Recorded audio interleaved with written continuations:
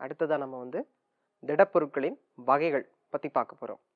திடப்பொருள் எதனால் ஆனது அப்படின்னு பார்த்தோம்னா அணுக்கள், அயனிகள் அல்லது மூலக்கூறுகள். இந்த பொருட்கள் எல்லாத்துலேயுமே நம்ம ஒரு ஒழுங்கான அமைப்பை பார்க்க முடிஞ்சதுன்னா அது ஒரு வகையான திடப்பொருள். ஒழுங்கற்ற தன்மை இருந்தது அப்படின்னா அது ஒரு வகையான திடப்பொருள். இதன் அடிப்படையில், அதாவது இந்த உட்கூறுகளின் அடிப்படையில் திடப்பொருட்களை இரண்டு வகையாக நம்மளால் பிரிக்க முடியும். ஒன்று ஒழுங்கான வடிவமுடையது, இன்னொன்று ஒழுங்கற்ற வடிவமுடையது. இந்த ஒழுங்கான வடிவமுடையதுக்கு கிரீக் மொழியிலிருந்து நமக்கு ஒரு வார்த்தை கொடுத்துருக்குறாங்க. அது கிறிஸ்டலஸ் அப்படின்னா ஒழுங்கான வடிவமுடைய பனிக்கட்டி அப்படின்னு அர்த்தம். அதைத்தான் நம்ம தமிழில் படிகங்கள் அப்படின்னு சொல்கிறோம்.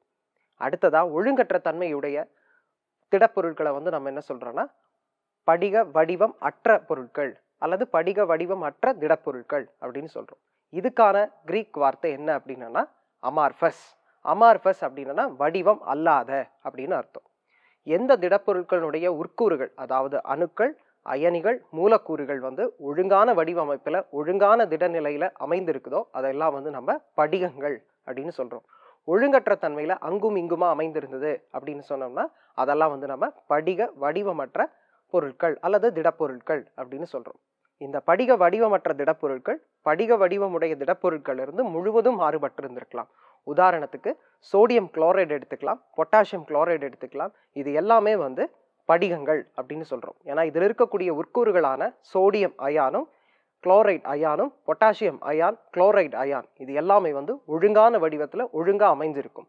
ஆனால் மற்ற பொருட்கள், உதாரணத்துக்கு கண்ணாடி, ரப்பர் எடுத்துக்கலாம். அதில் இருக்கக்கூடிய உட்கூறுகள் வந்து ஒழுங்கில்லாத வடிவத்தில் அமைஞ்சிருக்கிறதுனால தான் அதை படிக வடிவமற்ற பொருட்கள் அப்படின்னு நம்ம சொல்கிறோம். திடப்பொருட்களை அதில் இருக்கக்கூடிய பிணைப்பின் அடிப்படையில் பல வடிவங்களாக நம்மளால் பிரிக்க முடியும். முதன்மையான வடிவமாக படிக வடிவமுடைய திடப்பொருட்கள், படிக வடிவமற்ற திடப்பொருட்கள் அப்படின்னு சொல்லுவோம். இந்த படிக வடிவமுடைய திடப்பொருட்களை இன்னும் பல வகையாக நம்மளால் பிரிக்கலாம். இது எதன் அடிப்படையில் அப்படின்னா அந்த அணுக்கள் அல்லது அயனிகள் அல்லது மூலக்கூறுகள், அதாவது உட்கருக்கள் கூட இருக்கக்கூடிய பிணைப்பின் அடிப்படையில் பிரிக்கிறோம். அவைகள் அயனி படிகங்கள், சகப்பிணைப்பு படிகங்கள், உலோக படிகங்கள், மூலக்கூறு படிகங்கள், அணு திடப்பொருட்கள், உறை நிலையில் உள்ள 18ஆம் தொகுதி தனிமங்கள். இதையெல்லாம் தான் நம்ம படிகங்கள் வடிவமுள்ள பொருட்களின் வகைகள்னு சொல்றோம்.